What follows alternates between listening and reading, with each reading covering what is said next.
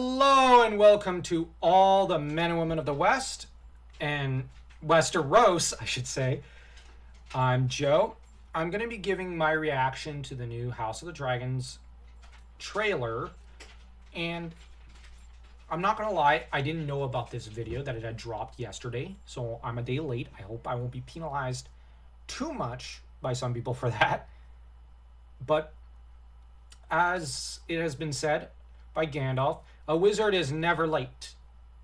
I also found out about this video through Geek, and of course, I can't show everything that's in the video because I don't feel like getting struck with YouTube's internal copyright infringement thing, which they just say that there's a copyright claim, and I don't like flirting that close with things, except on my Power Ranger channel.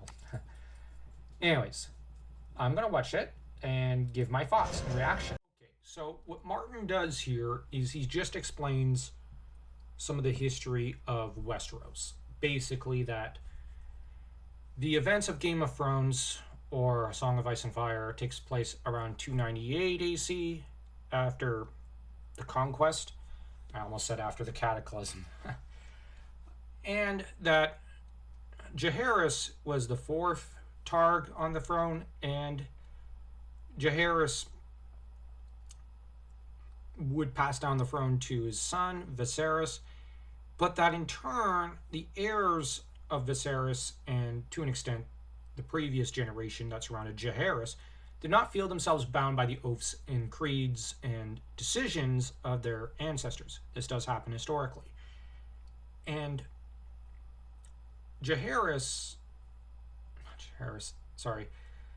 and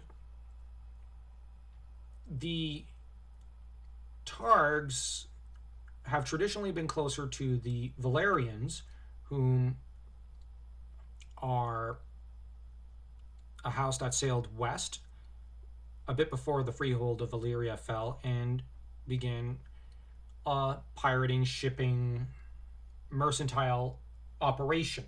Targs showed up, took over, and made them their vassals.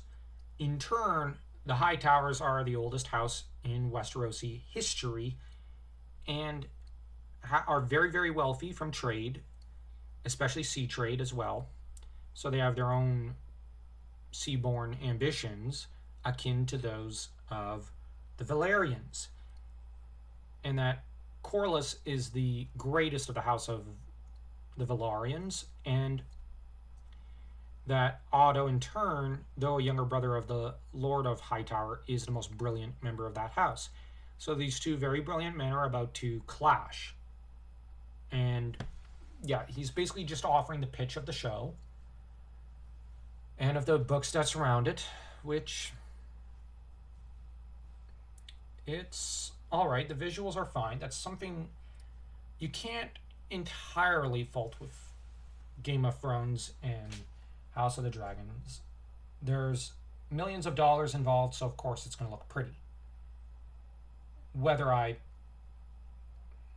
I'm sold or not is another thing. I'm not hating, I just mean, okay, I'm not the target audience. I'm a classic fantasy fan and mythology fan. The new stuff doesn't interest me as much, but maybe I just need to watch, and maybe I'll actually discover something I like. Who knows? But once again, thanks to Indie Geek for posting this on Twitter, or at least sharing it.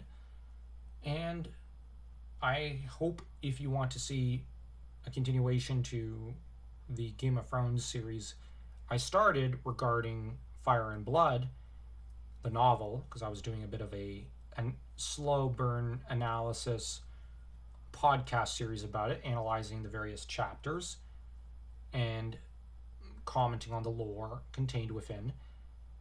Do smash that subscribe button and let me know in the comments if you want to see that continue.